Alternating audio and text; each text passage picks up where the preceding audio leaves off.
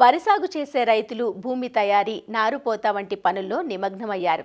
అయితే ఈ ఏడాది ఎల్నినో వాతావరణ పరిస్థితుల నేపథ్యంలో ఖచ్చితమైన నీటి వసతి ఉన్న రైతులు మాత్రమే వరి సాగుకు వెళ్లడం మంచిదని, లేదంటే ప్రత్యామ్నాయ ఆరుతడి పంటలు సాగు చేయడం మంచిదని ఇప్పటికే శాస్త్రవేత్తలు సూచించడం జరిగింది.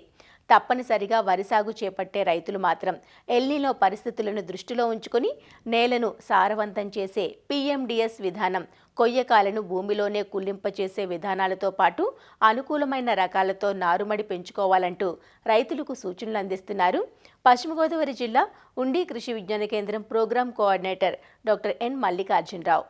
ఈ గోదావరి డెల్టాలో ఈ సంవత్సరం మనకి ఎల్నినో ప్రభావం అనేది కనిపిస్తుందని చెబుతున్నారు. అయితే ఈ ఎల్నినో ప్రభావం వల్ల వర్షపాతం అనేది తక్కువ రావడం కూడా జరుగుతుంది. అదే కాకుండా అనీవెన్ రైన్ఫాల్ కూడా డిస్ట్రిబ్యూషన్ కూడా ఉండడం అనేది జరుగుతుంది. కాబట్టి రైతాంగం ముందుగానే కొన్ని జాగ్రత్త చర్యలు కూడా తీసుకోవాలి. ముఖ్యంగా మనము పొలం అంతా కూడా ఎప్పుడూ కూడా ఒక పంటతోటి కవర్ అయ్యేలాగా చూసుకుంటా ఉండాలి. అయితే దీనికి PMDS pre monsoon dry sowing అని చెప్తా ఉన్నాము. అంటే ఇదివరకు నవధాన్యాలను వేసేవాళ్ళు. అయితే ఇప్పుడు నవధాన్యాలు 9 రకాలే కాకుండా ఇంకా ఒక 20 రకాలు, 18 నుంచి 20 రకాలు కూడా విత్తనాలను కలిపి అది కిట్లుగా తయారు చేసి ఇలాగ న్యాచురల్ ఫార్మింగ్ వాటి ద్వారా కూడా కొంతమంది ఎక్కువ ప్రచారం చేస్తున్నారు. కాబట్టి అలాంటి PMDS అనే దాని విత్తనాన్ని కనుక మనం నాటుకున్నట్లయితే దుక్కి వేసిన వెంటనే నాటుకుంటే వర్షాలకి తర్వాత నీటి సదుపాయం ఉంటే నీరు కూడా పెట్టుకోవచ్చు. అయితే ఎప్పుడు కూడా భూమి మీద ఒక ఆచ్ఛాదనలాగా మనకి మల్చిలాగా పనిచేస్తుంది. కాబట్టి నేల ద్వారా కూడా నీరు ఆవరవడం కూడా తగ్గుతూ ఉంది. అంతేకాకుండా నేలకు కావాల్సిన అనేక పోషకాలు కూడా మనకి మొక్కలకి అందడానికి అవకాశం ఉంటుందండి. నవధాన్య విత్తనాలు అది కనుక దొరకని పక్షంలో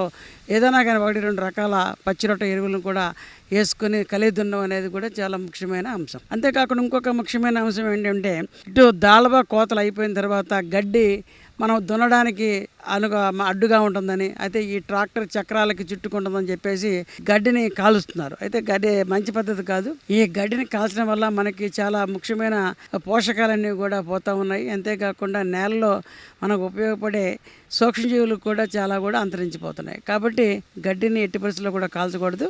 దీన్ని కుళ్ళడానికి ఒకసారి మనము దున్నుకున్న తర్వాత, వేసవి దుక్కులు చేసిన తర్వాత, నీళ్లు పెట్టిన తర్వాత మనకి కూడా కొన్ని డికంపోజర్స్ అని మార్కెట్లో అందుబాటులో ఉన్నాయి. ఈ డికంపోజర్స్ ఒక ప్యాకెట్ని 200 లీటర్ల నీటిలో కలిపి దానికి 2 కేజీల బెల్లం కనుక కలిపి రోజు కనుక తిప్పుతున్నట్లయితే ఒక వారం రోజుల తర్వాత బాగా బ్యాక్టీరియా కలిగిన ఒక డికంపోజర్ అనేది తయారవుతుందండి. అయితే ఈ డికంపోజర్లో మనకి చాలా సూక్ష్మజీవులు ఉంటాయి, ఉపయోగపడే బ్యాక్టీరియా ఉంటాయి. ఇవి గడ్డిని కానీ ఇతర సేంద్రీయ పదార్థాన్ని కూడా బాగా కుళ్ళించి మనకి బాగా మంచి న్యూట్రియంట్స్ కూడా మనకి పోషకాలు మొక్కలకు అందేలా చేస్తాయి. కాబట్టి రైతాంగం తప్పనిసరిగా ఈ డికంపోజర్స్ వాడకాన్ని అలవాటు చేసుకోవాలి. అంతేకాకుండా పొలాన్ని శుభ్రంగా చేసుకోవడం అనేది చాలా ముఖ్యమైన అంశం. ఎందుకంటే ఎలకలు లాంటివి కూడా ఎక్కువ కూడా ఈ మెయిన్ ప్రధాన గట్ల మీద కూడా ఆవాసం ఏర్పరచుకోవడము, తర్వాత ఇటు నారుమడికి అలాగే ప్రధాన పొలానికి కూడా నష్టం కలుగు చేస్తూ ఉంటాయి. కాబట్టి ఎలకల నివారణ అనేది మనం ముఖ్యం.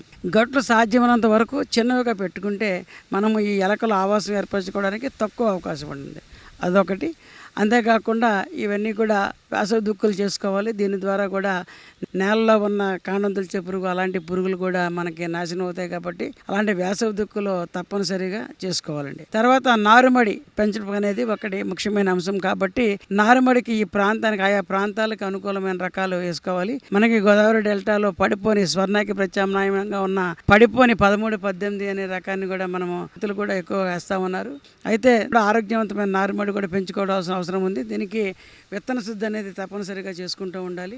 దీనికి కార్బనైజేషన్ విత్తనం శుద్ధి, పొడి విత్తనం కానీ తడి విత్తనంతో కానీ విత్తన శుద్ధి అనేది చేసుకుంటూ ఉండాలి. తర్వాత మనకి విత్తనం నాటిన 10 రోజులకి ఏదన్నా పురుగు కానీ అలాంటి తెగుళ్ళు కానీ రాకుండా కూడా ఒక పురుగు మందు ఎసిపేట్ అయితే 1.5 గ్రాములు కానీ, దాంతోపాటు మనము ఎగ్జాకోనజోల్ కానీ అయితే 2 ml కానీ, ప్రొపికోనజోల్ అయితే 1 ml కానీ కలిపి పురుగు మందుతో పాటు కూడా కలిపి పిచికారీ చేసుకోవాలి.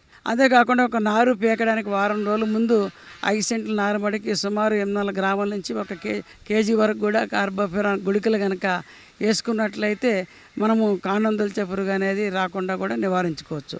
అంతేకాకుండా జింకు లోపం కూడా కనిపిస్తూ ఉంది. ఒక్కసారి ప్రధాన పొలంలో కానీ నారుమడిలో కూడా జింకు లోపం వచ్చినట్లయితే 2 గ్రాముల జింక్ సల్ఫేటు లీటర్ నీటికి కలిపి పిచికారీ చేసుకుంటే మనము జింకు లోపం రాకుండా కూడా సవరించుకోవచ్చు. కాబట్టి రైతాంగం ఇవన్నీ కూడా ఇప్పుడు చెప్పిన చర్యలన్నీ కూడా చేసుకున్నట్లయితే వరిలో మనకి ఎలాంటి పురుగులు తెగులు రాకుండా ఆరోగ్యవంతమైన నారు పొందడానికి అవకాశం ఉంటుంది.